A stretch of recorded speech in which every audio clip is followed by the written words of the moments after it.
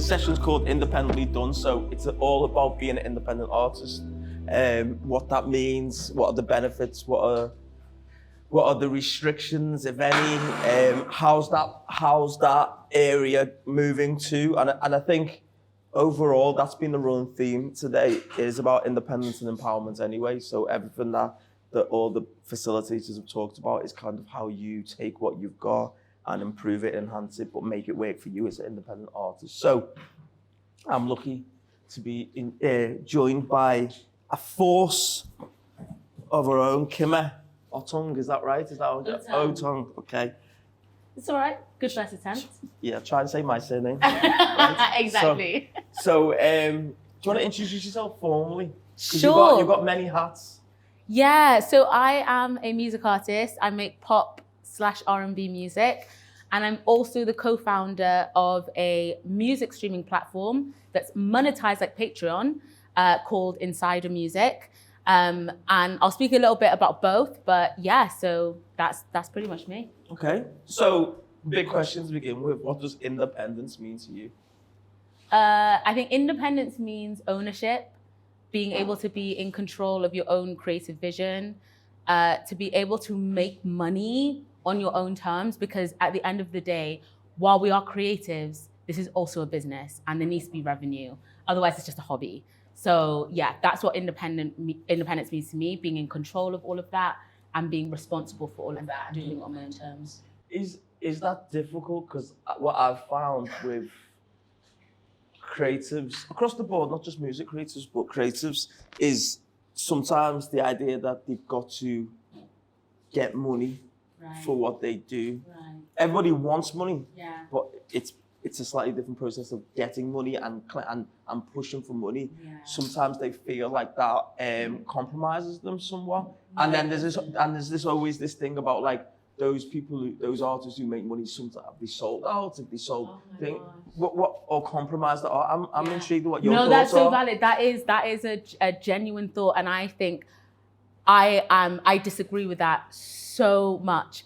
Like, you have to make money. I think the reason why the music industry is in the state it's in is partly because of that mindset of artists shying away from the business side, handing it over to record label execs, people who purely do the business. So what has happened over years is that the business has been created and built in favor of those people who aren't making the music, and they take home all the money, and artists are really struggling. So that mindset has led to that issue. So I think the more artists can take responsibility and ownership, and you don't have to always do the business side, right? Because you need a team, like you can't be an island.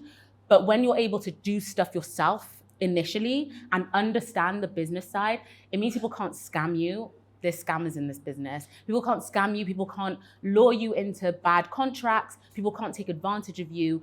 You'll know the income coming in and coming out. You'll know what it takes to be a manager, what it takes to close a deal, what it takes to send an invoice and get paid for something. So when you bring someone in to do that role, you know exactly what they should be doing and when they're doing it well and when they're not doing it well, because you've done it yourself. So I think I really encourage artists to really take ownership of that and become entrepreneurial, because you can become it. I'm not that person that came out the womb starting businesses. I've grown into it and I've become that person through learning about it. I think a lot of artists are scared of the business side, which is why they don't engage with it, because they don't understand it. So when you start learning about it, it becomes less scary. And then it gets to a place where you're like, oh, I'm kind of good at this, and you can lean into it. So it's just learning about it will remove a lot of the fear that you have around it. Sorry, I'm super passionate about this point, but I've run into people that I want to collaborate with that I can't collaborate with because they're oh, I'll present them with a very basic collaboration agreement split sheet, and they'll be like, oh, I don't do the legal stuff, I don't touch that stuff, and I'm like, you have to, this is why you've been stagnant, because you don't look at this stuff, but it is part of the business and you have to understand it. Otherwise, your career will just stay at a certain level and it won't be able to go on from that. So yeah, artists, please, please, please take ownership of the business side, the entrepreneurial side, all of that. I totally agree with you, right? I'm just saying that now before I ask you the next question. So some of the criticism of that approach from artists mainly, Yeah. but also from people who work with artists, is that takes away from them making the art. So if you've got 30 hours a week, why are you not going deep diving into making more music and honing your craft? And then the people who want to look at contracts, or the people who can't sing or can't write or whatever, they do that side and they become the specialist. What's your take on that? Because again, it's probably something that's said about social media, is if an artist is always doing social media and not making music, they're failing to do what they're meant to do. What's your retort to that? I think that's very valid. There's something to be said about the fact that we live in a world where bills just need to be paid. And like, we would all love to be able to spend 24/7 purely doing the creative side of things. That doesn't seem to be very consistent with just how generally the world works. And I think if you do that approach where you're just holed up in the studio 24/7, you leave the business to the business people, you're leaving yourself in an incredibly vulnerable position. Like, how many stories do we have to hear from artists? TLC winning a Grammy, getting up there and saying, we're broke, we have no money because our managers scammed us of all the money, because they've given all of that responsibility of the business stuff to their manager, that they don't even see the contracts coming through. They're not even in the negotiations. They don't even know what they're being paid for certain things. They're just waiting for their manager to give them that report. So many artists, I think the latest one was Chloe Bailey, saying that she's not making money from music and that she makes money from the brand side of things, and that the labels are really restrictive of what they can do. This story has been repeated, like, it's a tale as old as time when it comes to music artists. Like, how many times, how many casualties of music artists does there have to be saying that, like, I haven't been able to make money out of this, or I've been cheated out of my money? It's because you've had no oversight around what's happening when it comes to the money.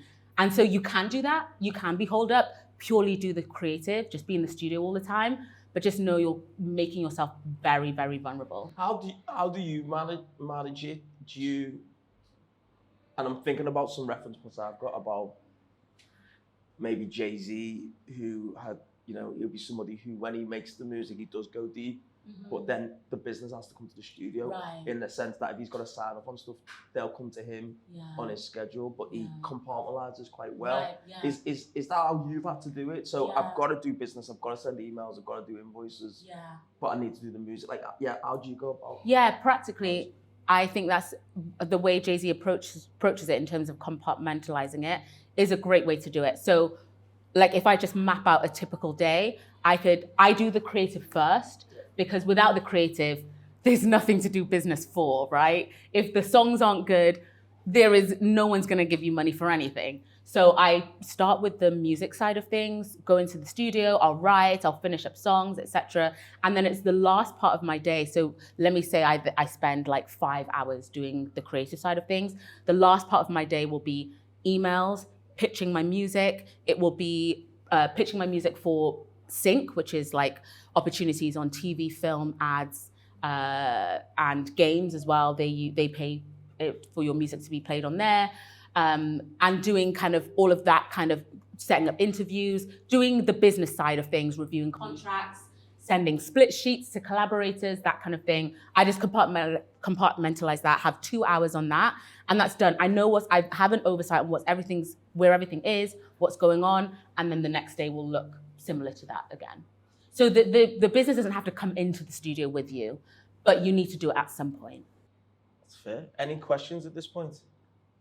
Was there a point when you were like kind of doing the day job and doing this at the same time? Yeah. And like, how do you find managing that? Yeah, so I'm full-time now, but when I was doing the day job, that was at the time, it was okay because there wasn't that much to do, if that makes sense. It couldn't have been a full-time thing because I was still getting started. But at that stage, what was really tricky for me was going from a place where I'd only do music when I was inspired to having to do music on schedule because I only had limited time, and having to fit it in after work or on weekends. Can I ask, is that hard? That was really hard. And I had to learn a lot about creativity. Thankfully, my partner's always been a creative, and he's been able to share a lot with me about how creativity works. He kind of describes it. One really good visual that he said before is that if you imagine someone who's making a pot, a potter who makes clay pots. At no point does the clay look like a pot until the very end. It literally looks like a ball of clay, then a ball of clay with dents in it. It looks raggedy. You wouldn't know what it is until the very end, because I kind of expected that 2 hours had at the end of the day to do music, I need to come up with something amazing. I need to come up with something fire. And then I put down an idea and I'm like, this sucks. And then you start this like self-hate cycle of like, oh, this is never gonna work. I'm never gonna make it. Like, we're not getting out the hood, whatever.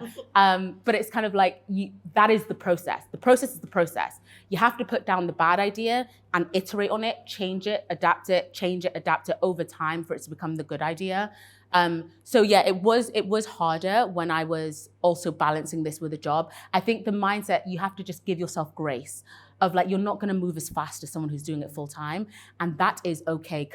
One thing I really learned was consistency is so much more powerful than having short stints of like doing loads of stuff and then burning out and not doing anything. I was literally gonna ask you that question there, is that a big falsehood that you need to have loads of time? Because I find people who, emerging artists who work, that's always their greatest excuse for not getting anything done. Right. Whereas, as you say, if they incrementally worked on things in the gaps they do have, they might guess. Is that something that you've found? Yeah, from first-hand experience, guys. I think I used to buy into that fallacy that you just have to, it's the hustle culture, right? You have to always be grinding, you have to always be working. And I used to hear the story of like the hare and the tortoise as a child, and I just thought it was the most ridiculous story. I was like, there's just absolutely no way the tortoise won. Like in every scenario, I thought the hare would win until I became the hare. And I was like, I need to grind all the day. And I ended up in hospital and I was like out for like ages. And it just wasn't sustainable. It just absolutely wasn't. That's the first road until like quitting, because you just can't sustain that level of work. What has been really effective for me and what has really moved my career forward is doing little bits every day. There's a woman I listen to a lot. Her name's Patrice Washington. She has a podcast about purpose and all this kind of stuff. And she always says, just take the best next step. The littlest thing. Is it making a post on Instagram? Is it, okay, I'm gonna send one email to a journalist. Okay, I'm gonna like get down, I'm gonna just spend half an hour writing and that's it. Those actions consistently, okay, if I can do this 4 nights a week, because I only have 4 nights a week because I'm working, those actions consistently over a year is like that getting 1% better every single day. That will get you to the goal rather than someone who goes all out, burns out, and is like, I can't do this, I throw in the towel. So it's having grace for yourself and being patient. Being patient is so hard to learn because you just want things to come quick. But it's realizing that actually, Rome doesn't get built in a day. Like no music artist who has the career that you envy did it overnight. The ones that show up overnight disappear overnight. It's literally consistent work and like getting things out there consistently. For somebody who's got to self-motivate and manage your time, you don't have an A&R saying, I've set up sessions for you, you don't have all that going on. How do you ensure that those 5 hours, 2 hours, 1 hour of creativity that you've got to do, how do you make sure that you are putting yourself in the best possible position to get the best out of that time you've got? Yeah, that's a good question. For me, the biggest killer of creativity has been pressure. Like when I put pressure on myself of like, this has to be big, like this has to be amazing, this has to sound just like Beyonce, or this has to sound just like X artist, that kills any level of like good output. It's when I really lower the bar and allow myself to crawl, literally allow myself to just get to grips with it, be messy. Patrice Washington, the lady I just mentioned, she always talks about messy progress. Like taking action is so much better than like analysis paralysis, being like, oh, let me spend an hour just learning, and you're always learning and you're never doing. So it's getting into the mindset where I'm like, okay, I'm just not gonna judge anything that comes out. I'm gonna have no judgment on this, and I'm just gonna go in there and I'm gonna be process focused rather than outcomes focused. Instead of like, the outcome of this session needs to be that this song gets 2 million streams within 6 months. is insane. It's the process of like, I will reward myself and my metric will be the fact that I spent 2 hours on this. Is that hard in reality? Okay, It's so hard. going back to an independent artist, so you go, I've spent £2,500 of my own money on this project, this song's gone out. Is it hard not to, in your mind, based on the fact that you've put together the business plan for the project, rollout plan, whatever, is it hard not to to weigh the results as being more important than the process? In reality, It's really hard. Like, it's really hard. I'm just gonna be real. Scrolling on Instagram is like a killer. And then you see like other people who are like similar level, like, oh, she got that. And instantly, this is what it used to look like for me. I'd like get into like a studio session, be like, oh, okay, I'm gonna do something and I wanna get it in Wonderland magazine, or I'm looking at the outcome, right? I scroll on Instagram, I see someone's just been in Wonderland magazine, or they've just had this, and all of a sudden I'm taken out of the moment of creativity, and I literally would stop what I'm doing to be like, oh, I wonder how they got into that. I go on my computer, like, who can I find at Wonderland? And I've completely derailed the thing that I came to do because I've got distracted. I've looked around me, I've looked at the outcome of like, I want to get on this thing, or I want that thing that the other person was able to get. So it's really hard to do in practice.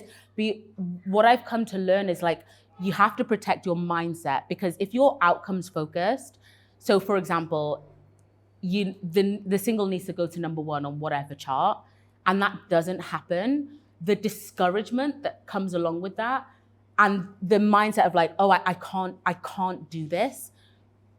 For me, the aim of the game is protecting my mindset. Because if your mindset is, I can't do this and this is impossible, that's exactly what's going to manifest for you, because your actions will start aligning with what you believe.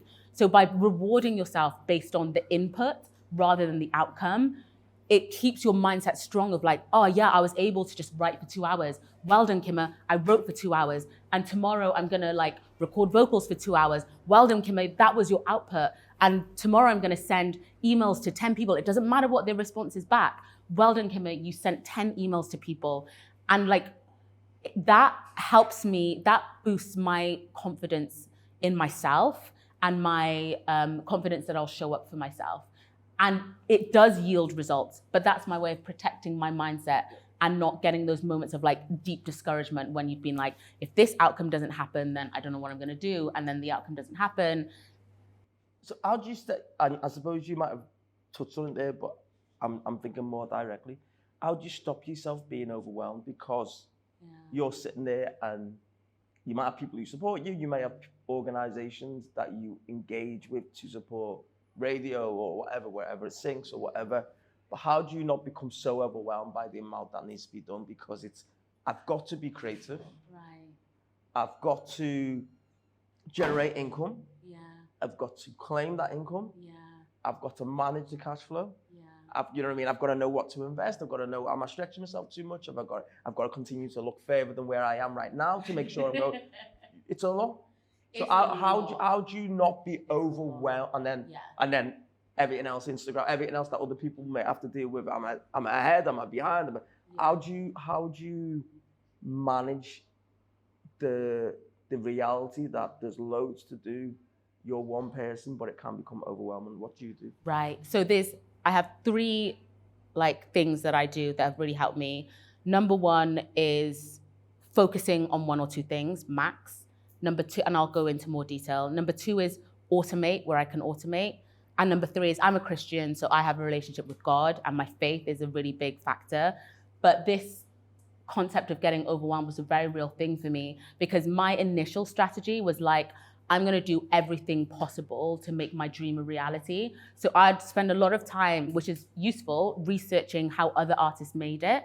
And I'll try to do the things that I thought were interesting that they did. So I researched Lil Nas X, and his song Old Town Road, he like spammed Twitter with it, did all these memes to his song until it like kind of gained virality. Other people have made it like these cover song artists by posting every single week on YouTube, and they've made it that way. Other people have made it by going viral on TikTok. Other people have made it by like having great relationships with radio DJs and DJs. So I was trying to do every single possible thing.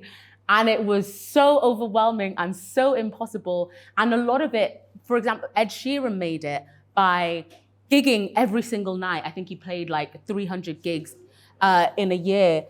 And I just had to step back and realize everyone else's journey is not your journey. Your journey is going to look different from everyone else. And you can't try and replicate everyone's journey. That is like the number one way to burn out. And I had to sit and realize, how am I going to make it? What are the routes that I like that align with my personality? I can't do what Ed Sheeran did because I just don't do well crashing on people's couches, like playing to a pub and there's like 2 people in the corner. It's just, I would hate that existence. That wouldn't bring me joy and I would hate the process. So I had to hone in on like, what things can I focus on that work well with me? So for me, the 2 things were sync, music licensing, because that would provide me both. Do you want to explain what that is? Because Sam done a little bit on that early on to kind of explain from a PRS for music standpoint, but please break that down. Yeah, so music licensing is getting your music played on TV, film, ads, and games. So my music's been in MTV, it's been on Prime, it's been on Love Island, shows on Channel 4. Brands like Budweiser have used me for their campaign, used my music for their campaigns. So sync is getting your music in these places. And how does it pay? Like, what is it pays real well, guys. Yeah. And it's so just to give an outline of like the money terms. So for TV shows, you can expect anything between £1,000 to £8,000 for as the upfront sync fee. So the upfront sync fee is the money that they pay for the license to use your song. So this is the sound recording you're talking about. That will be all in. Break, yeah. So what they call all in means for the entire song. So both the publishing and the master. So a song is divided into different copyright, and there's 2 sides that equal 200%, which is I don't know why they make it so complicated. It's basically 100%, and it's 50% the publishing, which is the lyrics and the melody, and then the other side is the master side, which is the recording, so the MP3 sound recording. Both together, they make one whole song. And so the music supervisor that works on the TV show is paying you £8,000 as an upfront sync fee, or £3,000 as an upfront sync fee to get the rights to use that entire song, so both the publishing and the master. You, as an independent artist, you own that sound recording, yes. So you get your £4,000, you get your 50% from that. But then you also, if you wrote the song and you performed the song, yes, and you produced the song in every aspect of that, that'll all be yours. But if not, you'd break it down with your co-writers. Does everyone get that? Yeah. So that's split amongst the ownership rights. There's some things that you have to bear in mind for sync, because you can't just go and approach music supervisors and just be like, hey, use my song.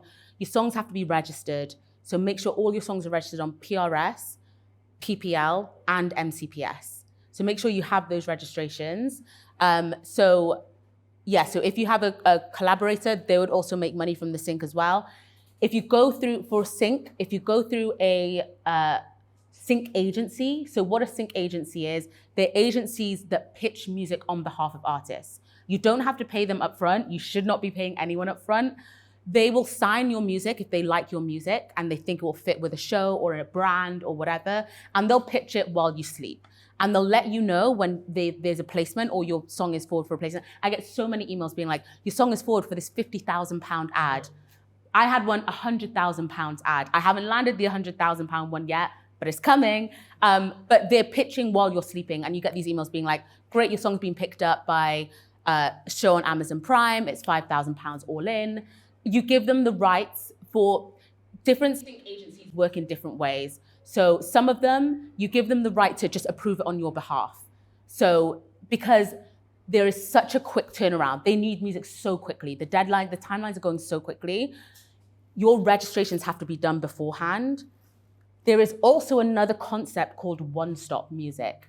So a lot of these sync agencies will be looking for one-stop music. When they talk about one-stop music, what they mean is that you and your co-writers for this song, anyone who owns copyright in the publishing side of the song, so if you wrote the song with someone or you worked with a producer on the song and the producer owns, say, 50% of the song, 20% of the song, whatever it may be, they can approach one of you and that person can clear it on behalf of all of the copyright owners.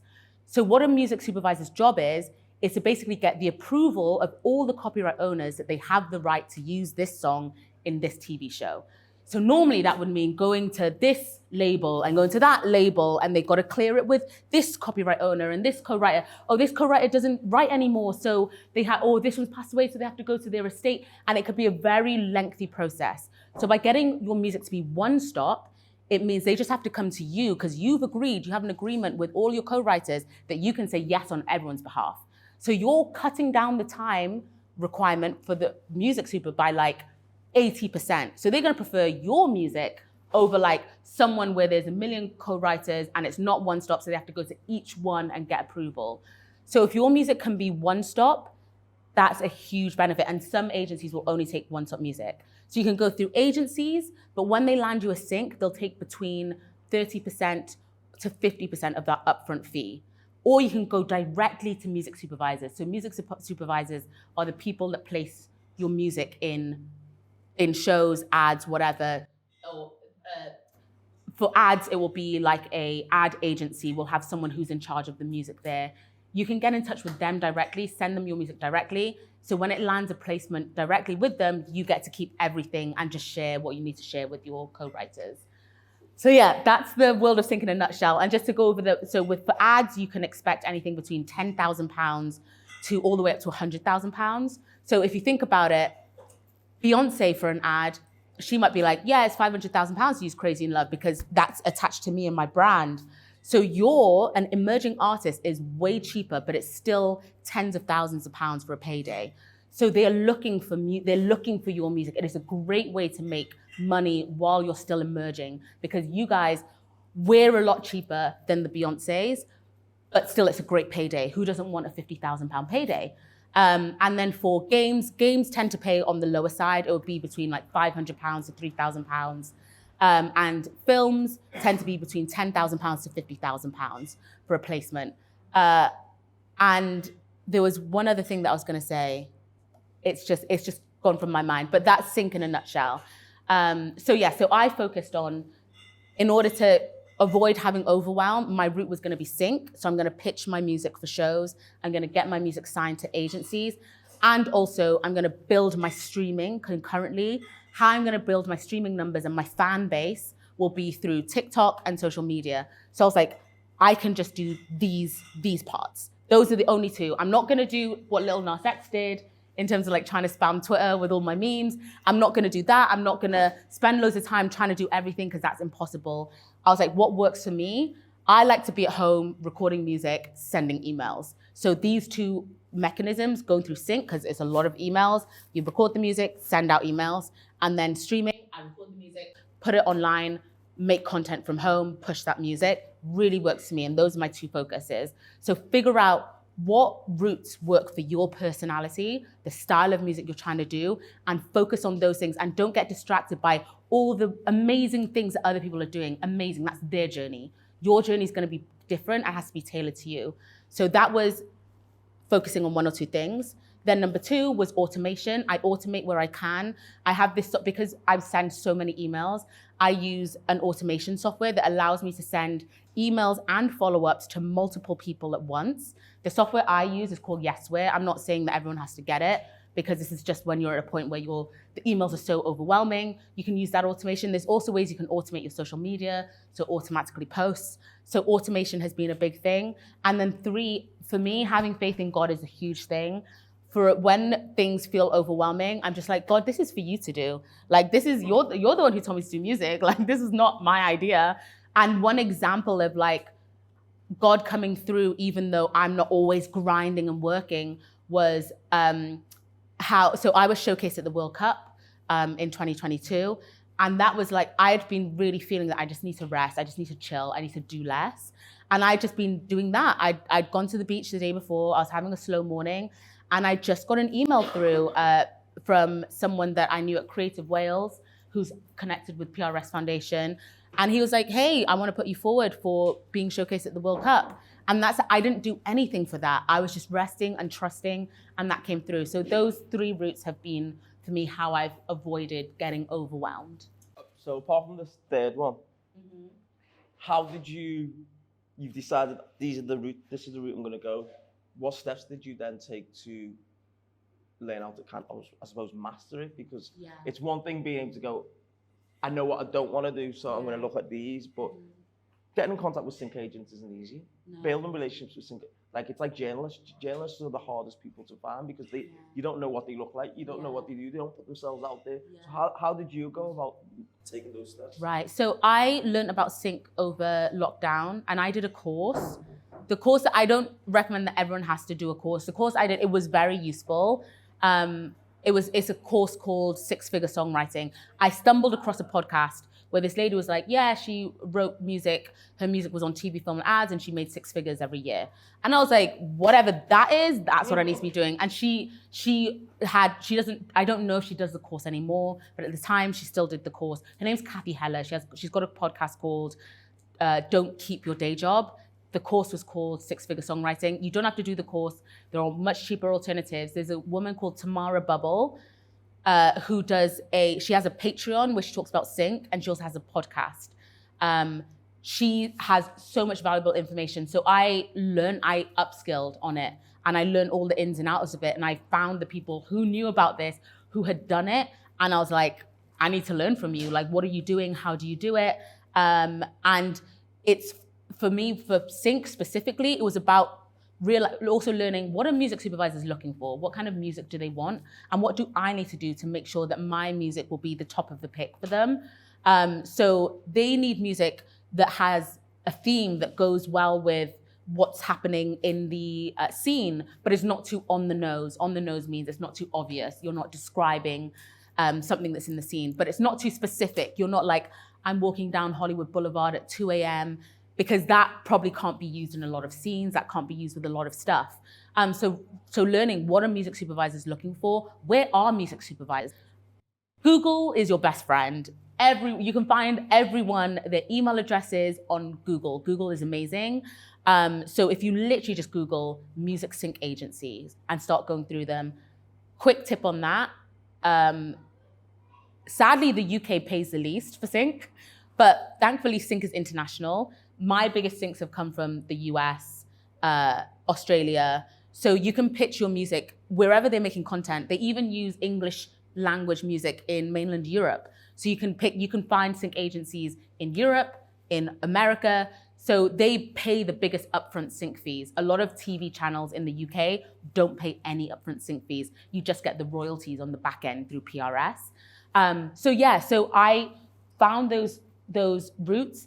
I found people who were doing well at them, and I basically copied what they were doing. Another artist that I really love is called Russ. He is like the ultimate, he's a rapper in the States. He's, for me, the ultimate guide on winning as an independent artist, and he does so many interviews. So a really good strategy is just find people who you think are doing what you want to do well and replicate what they've done, or hit them up and ask them questions, literally, and then practice it and put it into practice for yourselves. Well, if anyone's got any questions, we'll come to you after this. But I'm just keen, and before we get on inside that, I was just, what organizations are out there that you felt, and don't feel any pressure because you got the foundation and you PRS and music, whatever. But what organizations do you feel help independent artists in the UK? Yeah. So Yao told me to say this earlier, but no, I'm just kidding. He actually didn't tell me to say anything, but genuinely, PRS Foundation have been so supportive. They were the first organization that funded my music. So I first got funded in 2020. I applied in 2020, got the funding in 2021 from the Women Make Music PRS Foundation Fund. Did Wesley touch on that before? He would have mentioned it, surely. Like, my whole thing is, and anyone who comes to me for advice, so I was signed to Warner Music because I was just like, let's see what it's like to be signed to a major label. And they were also in talks to sign me. This is on the publishing side. They're also in talks to sign me on the record label side. So I was a lawyer before I was a music artist. My parents are Nigerian. It is what it is. So I had a really good deal with the publishing. It was 6 months rolling, so I had the option to leave every 6 months. It was 80-20% split in my favor. And it was only songs that I gave them. So they didn't have my whole catalog. It was only things that I elected to deliver to them. I left after a year just because like it didn't, I'm very pro-independent. Go on, just say what you need to say. Basically, they'll just take your money and not do very much. So it was just, I was outperforming them on every metric. I was getting my own syncs, my own interviews. I was growing things. And I get it. I'm one of many artists on their side. And for me, I'm one of one. So all of my attention can be on me. I just didn't think they were adding very much. And on top of that, they were putting in red tape everywhere. They were like, well, now because you signed to us, you can no longer pitch your music to other sync agencies. They were closing so many doors of like, you can no longer speak to these people. You can't post that. I once emailed someone internally in the organization and I got told off. They were like, don't email, like he's so senior. And it just really reminded me of being in a law firm that it's a corporation, but what they're selling is music. Everything is the same. It's a company. If any of you guys have ever worked in the corporate world, it is the same. It's just that the product is music this time, and you're the product. So it's the same. Like I would have to like really like schmooze internally within Warner to get people to buy into my music when I can just go direct to the fan. So like I don't really need to schmooze and jump through all their hoops internally to get buy-in internally within Warner, when I'm already doing something that works, which is why they wanted to sign me. So I decided like not to go down that route, and I've forgotten what your question was, so just remind me. It was organizations that helped. So Yeah. I think you're getting to post I that was going situation. to- Yeah. There's so much funding available because people think that record labels are like the only way you can fund your music. That's absolutely, I'm so pro like applying for funding, because labels, if you have a record deal, they'll give you money. It's a loan, you have to pay it back. It is not free money. An advance is not free money. You have to pay it back. And also they'll take ownership of your masters, like what? Whereas with when you apply for grants, they give you a grant of money that you can use towards your music. They don't say that we own your masters in return. They don't make all of these, they don't say, you can no longer speak to those people, you can no longer, they don't put all these barriers in front of you. They're actually championing you and they want you to do really, really well. Is this true, Wesley? Is this all facts? So I've had people ask me like, should I sign? And I'm like, low key, there's so much support available. There's no point. So I've had funding that was my first EP, was Women Make Music Fund. My current album was funded by PPL Momentum, which is another PRS Foundation fund. The company that I've co-founded, we've received funding from Power Up, which is another PRS Foundation fund. I've received funding from Help Musicians, is another one that they're like a house for like different ones. There's like the Mobo Awards, some money into that. There's so much available. Again, Google is your friend. Just Google like grants available music artists UK, and you'll see what's out there. But PRS Foundation have been absolutely instrumental in my career, and I will shout it from the rooftops. That was definitely not a setup in any stretch of the imagination. So talk about your organization, because you're not only making the music as an independent artist and putting it out there, but you actually have decided to offer a solution to not just yourself, but anyone who wants to utilize what they do better and make a living from it. So do you want to talk about that? Yeah, so I co-founded Insider Music. Insider Music is a streaming platform that's monetized like Patreon. So if you think of it like Spotify meets Patreon. So it's essentially correcting the flaw in the music industry where artists don't get paid well from streaming, even though streaming now accounts for over 80% of how music is consumed. So most of music is consumed via streaming, but artists are getting pennies for it. So Insider pays you 4,000% more than other streaming platforms. The way it works is that you create your profile on Insider, and you can get your family, if your family wants to support you, but they just don't know how to support you because there are no options to pay fairly for music. There's not an option on Spotify to pay fairly for the music that you consume. So if your family or your friends want to support you, don't know how, they would subscribe to your Insider, and fans as well. They would subscribe to your Insider, and it's a place where you can put your unreleased music and released music. And also there's a chat function, a video function, so you can engage with them in that way. Let me ask a quick question, sorry on that. So if you had your music on some of the other streaming platforms, and you want to keep it there because of scale. Yeah. So they, whatever, I don't know how many users they have, but you wanted to go on Insider to put your unreleased stuff and monetize that separately. Yeah. You could do that.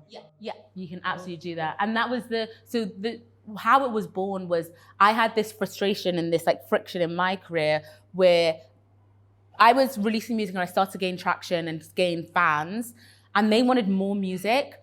And I had so much music that I had written and I'd recorded demos or I'd recorded voice notes that was just sitting there that I couldn't get to the release point because there's so much time and money that goes into that in terms of getting it produced, getting it mixed and mastered, doing photo shoots for the artwork, shooting a music video, doing a press PR campaign for the release.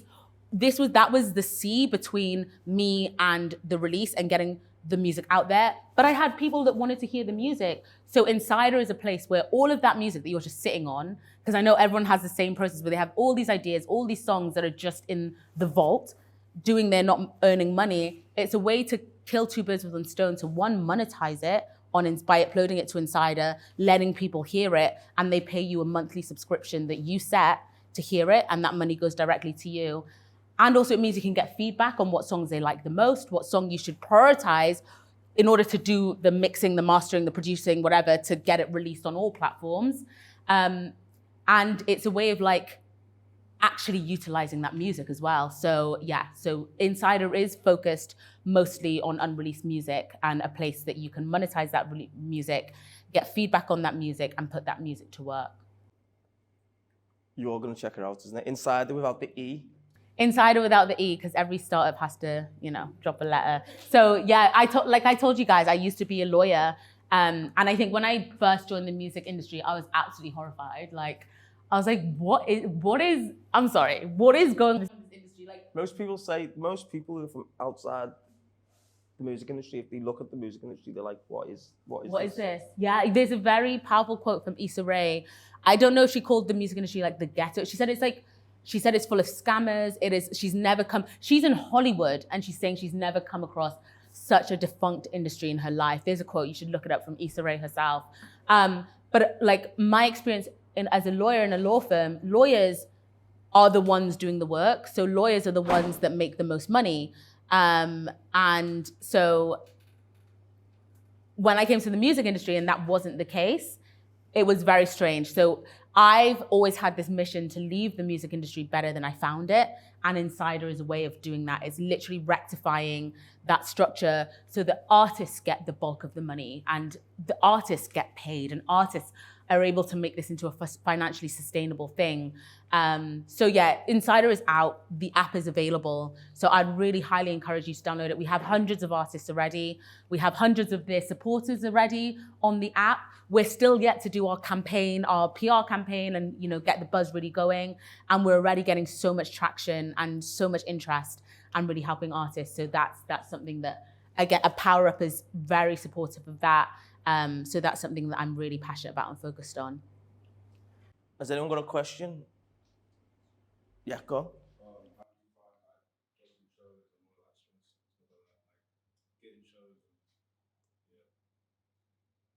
So sorry, what was that again? How do you find trying to get shows and booking shows and stuff? Or do you stay away from that, as you said, because you're near the beginning? So with shows, for me, my journey didn't involve too many shows because, again, like I was saying, you need to work out what the strategy is for you. I was thinking about what I can scale more.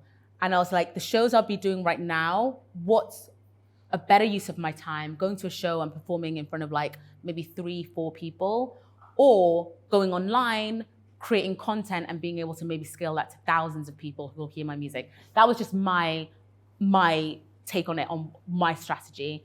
But in terms of getting shows, cold emailing is so effective. Like, it is incredibly effective. I've had so many of my opportunities have come from just sending an email, and I'd really start focusing locally. I'm a Welsh artist. I grew up in Wales. I've had incredible support from Wales.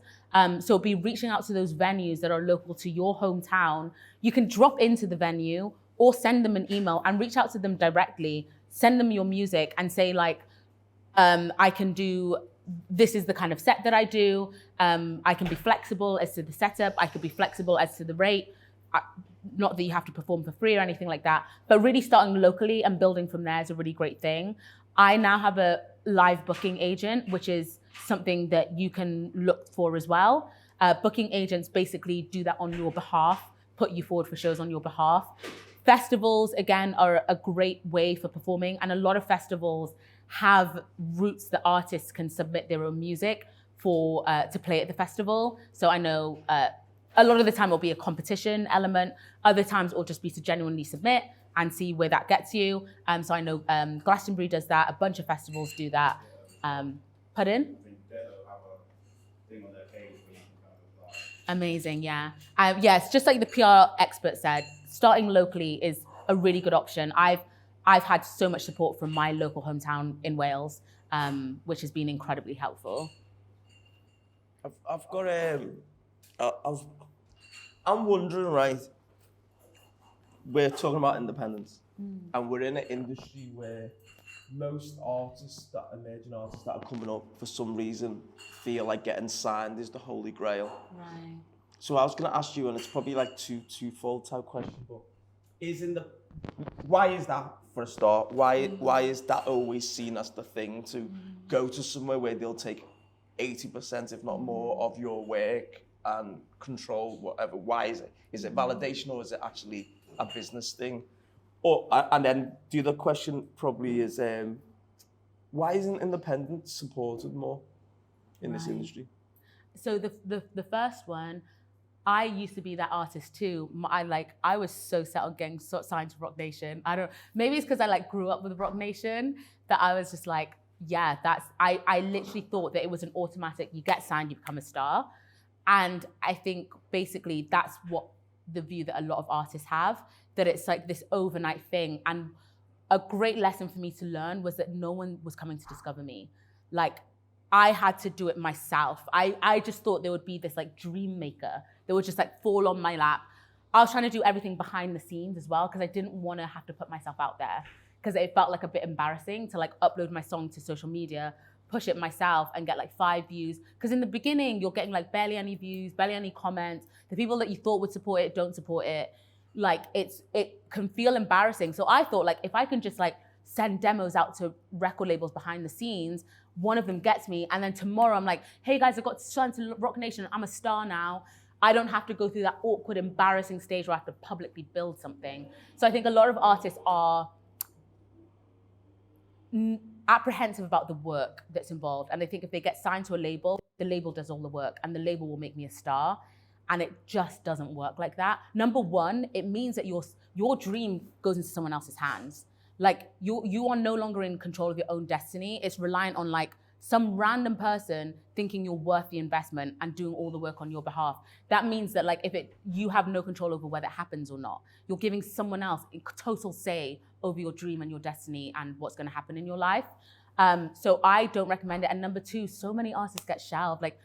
The record label industry, as so many artists have now been very public about, is your advance is a loan, you have to pay it back. So every studio session, that's you paying for it. Those things that look glamorous, it's the artist paying for it. That comes out of the artist's money, and the artist has to pay that back. That plane that was a first class flight, that comes from the artist has to pay for that. So the exterior looks glamorous, but behind the scenes, it's not actually that glamorous. And I think a lot of artists, myself included, were attracted to that glamour. And then the second question? Yeah, why do you think independence is not held up as the ideal in this industry? It's because the current system works for so many people that aren't the artists. So there's not really that incentive to. I think until artists, and they are kind of moving en masse, wake up en masse and realize they don't actually need a label, I think it will stay that way. Because there's someone who's not creative, it doesn't really benefit them to preach that artists should be independent. It only really benefits the artists. And the artist, I don't know what percentage of the art, let's say artists are 50% of the industry or 40% of the industry, and everyone else behind the scenes is 60% of the industry. It doesn't benefit that whole side of the industry. So I think when artists can start to realize that there's so much that you can do by yourself independently, that is when things will start to shift. And I think that change is happening. And I think a lot more record labels are having to justify their existence, because I love hearing the story of people who were with labels and have gone back to being independent. Another artist that I love, his name is just disappearing from my mind, but he was with a label, went back to being independent, and he thought the label would have like this like ticket for his success. And then he sat down in this like marketing room with the marketing execs at the label, and he was like, all right, I'm about to get all that marketing genius. And they were just like, yeah, man, you need to be posting on TikTok. And he was like, bro, I can post on TikTok myself. I was posting on TikTok myself. Russ as well, when he really wants to be on Rap Caviar, which is a Spotify playlist. And he was like, he signed with Columbia and was like, when I'm with Columbia, they'll get me to Rap Caviar. So he signed with Columbia, did a deal, it was 50-50 deal. And they pitched him to Rap Caviar. Spotify said no. And he was like, I can get a no all up by myself. So I think record labels will have to justify their existence more. But I do think there is a movement. I think the movement will grow as more artists realize just how much power they have and how much power there is in ownership as well. Quick question, quick two last questions. Like, why is independence so important? Why is independence in this modern day, why is it so important? I think it's so important because it protects authenticity, number one, because there's less voices telling you who you need to be, how you need to be. Labels are very metrics focused. They're very like, this is trendy right now, so you need to do this trendy thing. So being independent, you can protect that authenticity of the message that you have that is necessary in the world and that moment in time without it being clouded by, well, the metrics are saying this, so you have to go with the metrics. You're able to make that call. And number two, the ownership allows you financial freedom. There's a myth that there's no money in the music industry. There is money in the music industry. It's just the way it's structured, the money doesn't trickle down to the artist. So if you say, for example, let's take sync, for example, or streaming, let's take streaming. You're an artist, you've released a song, it gets 1 million streams. 1 million streams is like, what, £4,000? You're signed to a label. So off bat, the label's taking 80% of the master, what's coming in from the master. Your publisher might take another 50%. 20% goes to your manager. The splits go to your collaborator. Some people pay 5% to their lawyers. So you have all of these percentages coming off. So by the time it gets to the artist, it's like £200 that they might be taking home or £500 that they might be taking home. So ownership, if you're an artist that owns all of your music, that doesn't have a label, that has the ownership of both your master and your publishing, and then the splits with your co-writers if you're collaborating, then you retain so much more. So for that power in terms of like having that financial power, because money is essential in this world. So I really think that independence is important for retaining authenticity and retaining that financial power and control over your career as well. And last question is, if you had to give one piece of advice to all these independent artists, what would that one piece of advice be? You can only give one piece of advice. Yeah, my advice is just what I live my life by, is just to be delusional. In terms of like the things that have happened now, it would have been so delusional when I started to think that they would happen. Like, performing at BAFTA, working with the director of The Greatest Showman, performing at the World Cup and things like that. It would have been so delusional. It always sounds delusional at the start, but you have to be the person that believes it, because other people won't buy into it. They might project their fears onto you. They might project, because they're not doing it in their own lives. So just realize that no one can give you the roadmap to where they've never been. So stop relying so much on what your mum said, what your grandma said. Has grandma been a world-selling artist? No, so she won't know. So be delusional. It will be delusional until it's real, but really be delusional about your self-belief and back yourself. And then the world will catch up with you. Now people come to me because I've started moving forward. So if you're the one to back yourself first, everyone else will catch up after a while. Perfect. I think a great way to end the day. Round of applause, I think, is due.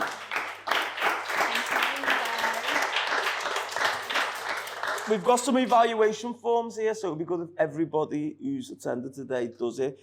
Just by show of hands, is there anybody who wants to play a track that they can get feedback back on? Okay. Would people rather email it? You've got one, you definitely want to do it, because I was about to say the other option is if you email it, we could feed just any little tips on the music, the composition.